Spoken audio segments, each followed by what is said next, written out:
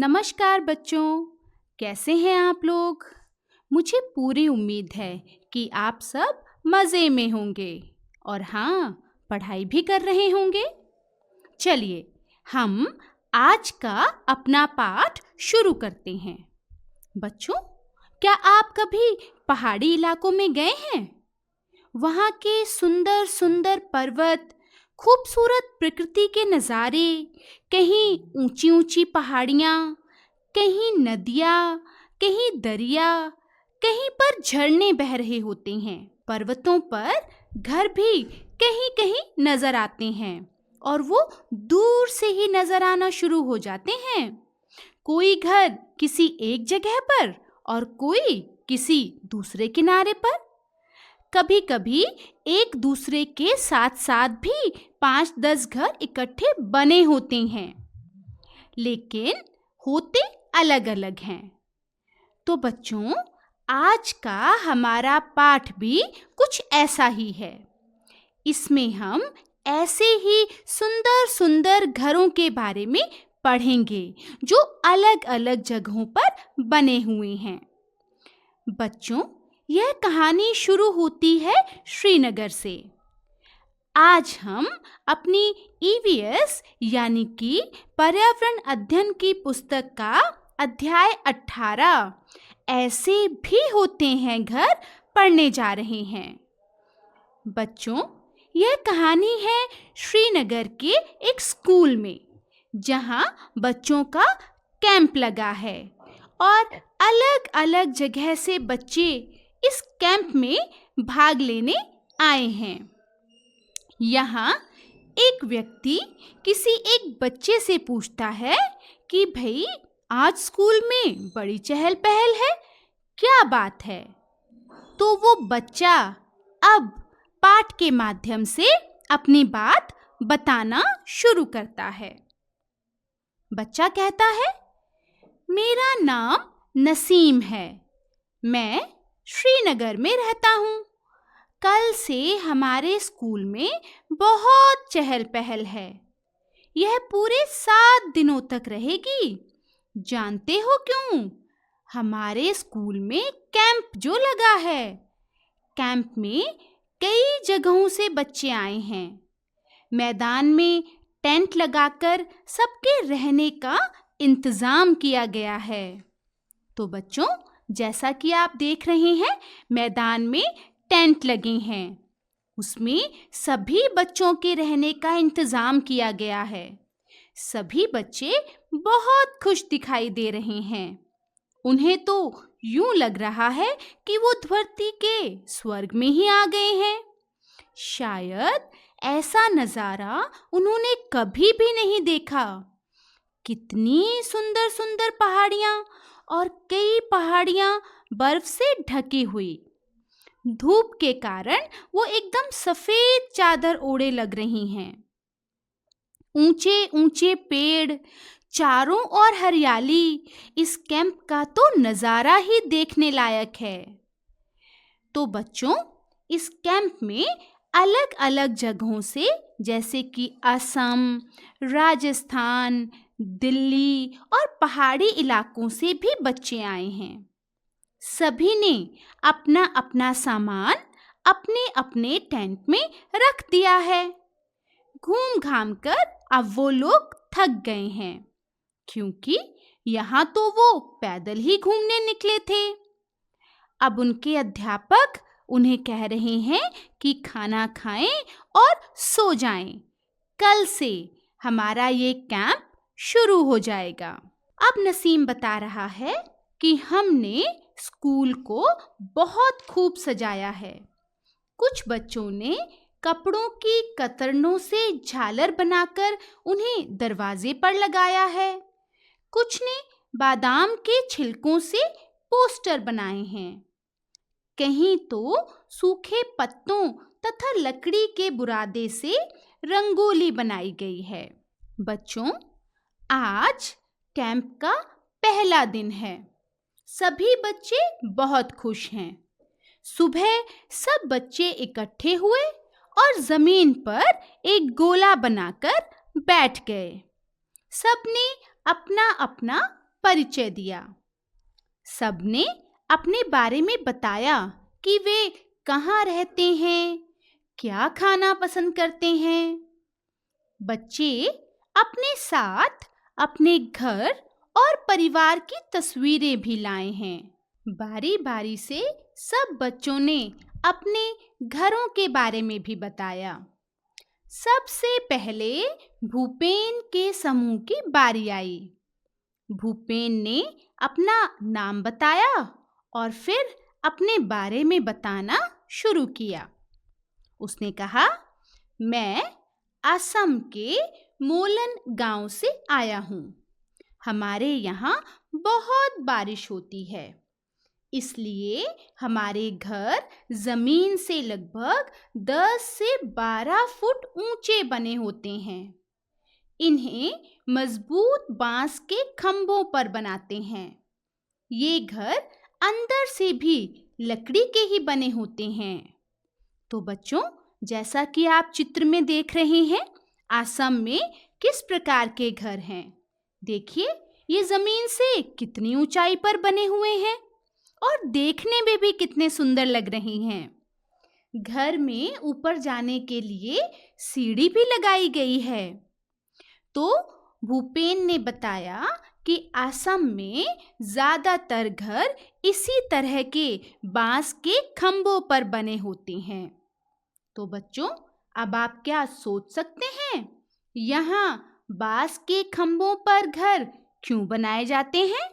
जी हाँ, क्योंकि असम में बारिश बहुत होती है, इसलिए घरों को बांस के खंभों पर बनाया जाता है ताकि वो जमीन से काफी ऊंचे हो जाएं और उनमें पानी ना घुस पाए। बच्चों, क्या आप बता सकते हो इन मकानों की, इन घरों की छतें कैसी हैं और इन्हें ऐसा क्यों बनाया जाता है? सही मिलान करते हुए उत्तर देखिए।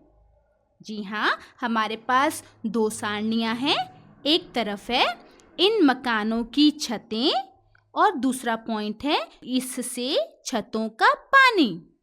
दूसरी तरफ है इकट्ठा नहीं होता और ढलान वाली होती हैं। अब हम दोनों तरफ की लाइनों को मिलाते हैं। तो इन मकानों की छतें ढलान वाली होती हैं, इससे छतों का पानी इकट्ठा नहीं होता। हाँ बच्चों, जैसे कि इसने बताया कि यहाँ बहुत बारिश होती है, तो छतें ढलान वाली बनाई जाती हैं ताकि छतों पर पानी इकट्ठा ना हो। अच्छा बच्चों, बताइए, इन मकानों में अंदर जाने का क्या तरीका है? लोहे की सीढ़ी, बांस की सीढ़ी या ईंटों की सीढ़ी? जी हाँ बच्चों, जैसा कि आपने चित्र में देखा था, इन घरों के अंदर जाने के लिए बांस की सीढ़ी बनाई जाती है। अच्छा सोचिए, रात के समय इन मकानों की सीढ़ी हटा दी जाती है। ऐसा क्यों? ताकि कोई चोर ना घुस पाए, ताकि कोई जानवर ना घर में घुस पाए, ताकि कोई रात को घर के बाहर ना जा सके। सोचिए। जी हाँ, ताकि रात के समय कोई जानवर घर में ना घुस आए। चलिए बच्चों, अब आगे पढ़ते हैं। अब आई चमेली की बारी। उसने बताया, मैं मनाली से आई हूँ, जो कि एक पहाड़ी इलाका है। हमारे यहाँ भी बारिश बहुत होती है और बर्फ भी पड़ती है। जब ठंड ज़्यादा हो जाती है, तब धूप में बैठना बहुत अच्छा लगता है। हमारे मकान पत्थर या लकड़ी के बने होते हैं। यहाँ पर विदेशी पर्यटकों का तो बस तांता लगा रहता है। तो बच्चों, देख रहे हैं आप, चमेली का घर कितना सुंदर लग रहा है। जी हाँ, बर्फीले इलाकों के घर भी बहुत ही सुंदर होते हैं। अच्छा, तो चलिए बताइए, चमेली का घर किस इलाके में है? मैदानी इलाके में, पहाड़ी इलाके में या रेतीले इलाके में? जी हाँ, पहाड़ी इलाके में, मनाली में। मनाली एक पहाड़ी इलाका है जो भारत में हिमाचल प्रदेश में स्थित है। चमेली और भूपेन के मकानों की छतों में क्या समानता है? दोनों के चित्र आपने देखे, सोचिए, दोनों की छतें ढलान वाली हैं? दोनों की छतें अलग-अलग तरह की हैं या एक की छत सीधी और दूसरी ढलान वाली है? जी हाँ, दोनों की छतें ढलान वाली हैं। अच्छा बच्चों, ये बताइए कि ऐसी ढलान वाली छतें इन इलाकों में कैसे मदद करती हैं? ऐसी छतों पर बारिश का पानी इकट्ठा किया जाता है और बर्फ बनाई जाती है, या ऐसी छतों पर बारिश का पानी या बर्फ जमा नहीं हो पाता? जी हाँ, ऐसी ढलान वाली छतों पर बारिश का पानी और बर्फ जमा नहीं हो पाता है। आगे चलते हैं। अब आई मिताली और अनुज की बारी। उन्होंने बताया, मिताली और अनुज दिल्ली से आए हैं। उन्होंने सबको दिल्ली की तस्वीरें दिखाईं। एक तस्वीर में ऊंची-ऊंची इमारतें देखकर भूपेन बोला, अरे, इतने ऊंचे मकान, इनसे ऊपर तक कैसे चढ़ते हो? तो बच्चों, आप बताइए कि इतने ऊंचे-ऊंचे मकानों पर कैसे चढ़ा जाता है? बहुमंजिली इमारतों में ऊपर चढ़ने के लिए रैंप होते हैं, या सीढ़ी होती है, या लिफ्ट होती है? बहुत ऊंची इमारतों में चढ़ने के लिए लिफ्ट का उपयोग किया जाता है। बच्चों, दिल्ली बहुत बड़ा है। वहाँ तो बहुत जनसंख्या में लोग रहते हैं, तभी वहाँ पर बहुमंजिला इमारतें बनाई जाती हैं ताकि ज़्यादा से ज़्यादा लोग थोड़ी जगह में रह पाएं। इतनी ऊंची इमारतों पर लिफ्ट के द्वारा ही चढ़ा जा सकता है। दिल्ली भारत की राजधानी है। दिल्ली और उसके जैसे बड़े शहरों में गांवों और कस्बों से लोगों को काम की तलाश में आना पड़ता है।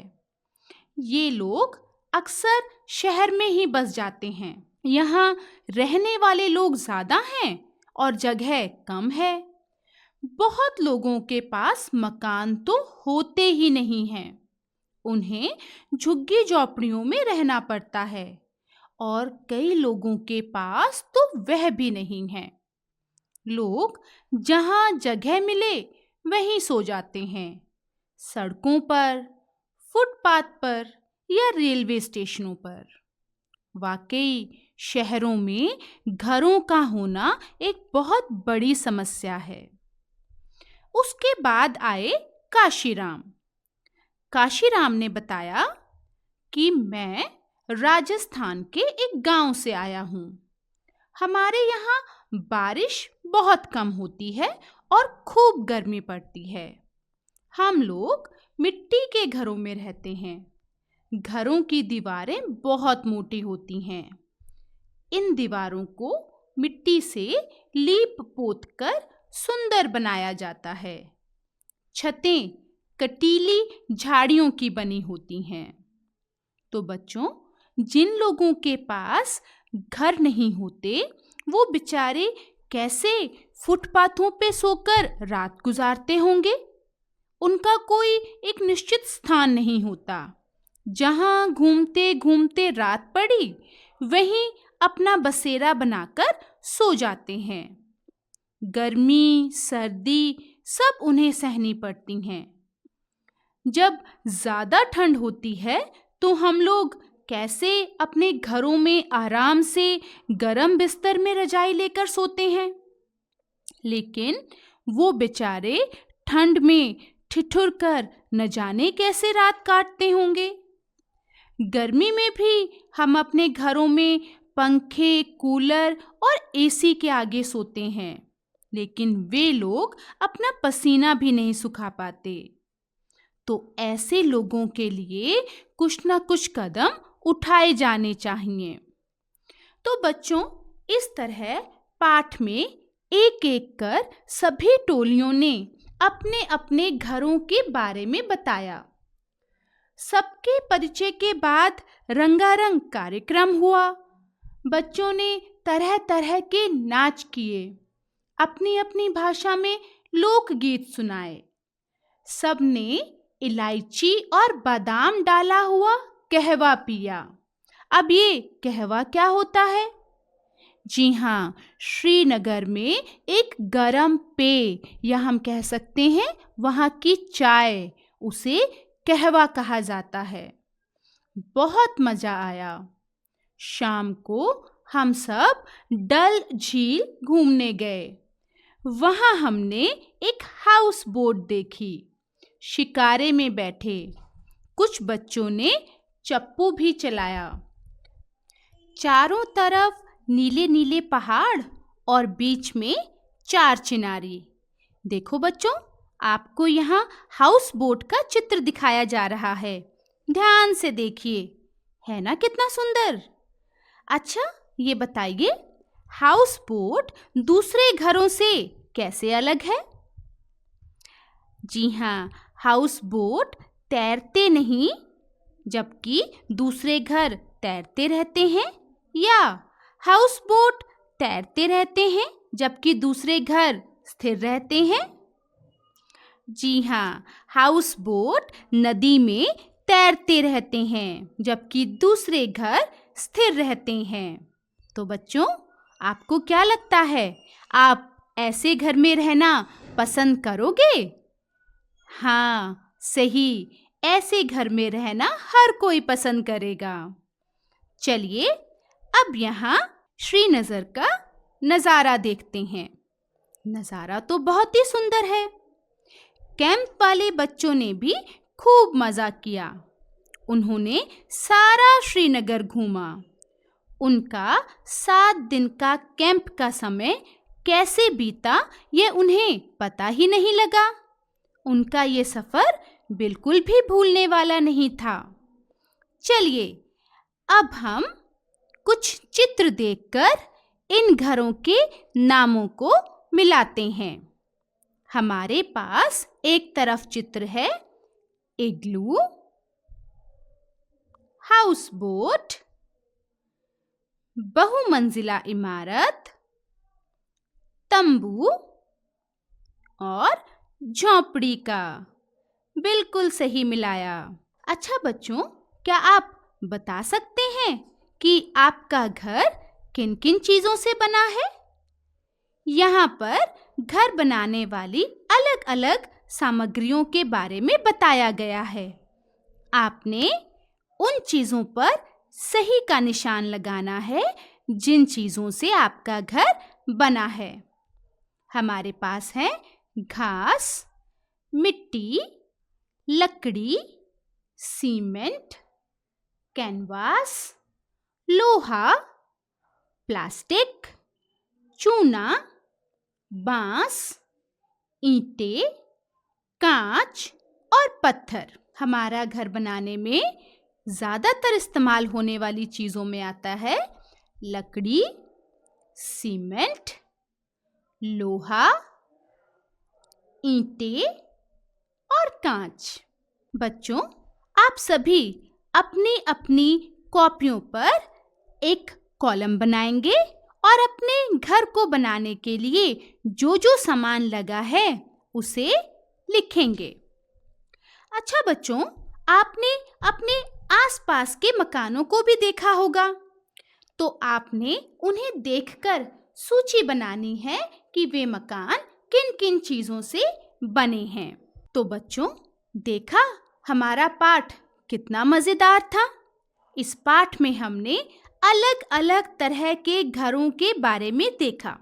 हमने यह भी देखा कि असम में, राजस्थान में, मनाली में वहाँ की कंडीशंस के हिसाब से घर किस-किस तरह के होते हैं। श्रीनगर में बाहर से गए टूरिस्ट ज़्यादातर हाउस बोट में रहते हैं। हाउस बोट 80 फुट तक लंबे होते हैं और बीच से इनकी चौड़ाई 8 से 9 फुट तक होती है। अलग-अलग जगहों पर वहाँ के मौसम के अनुसार अलग-अलग तरह के घर बनाए जाते हैं। श्रीनगर में डल झील पर शिकारे होते हैं जो कि टूरिस्ट को घुमाने के लिए काम में आते हैं। तो बच्चों, इन सब के चित्र देखकर इनके बारे में पढ़ें।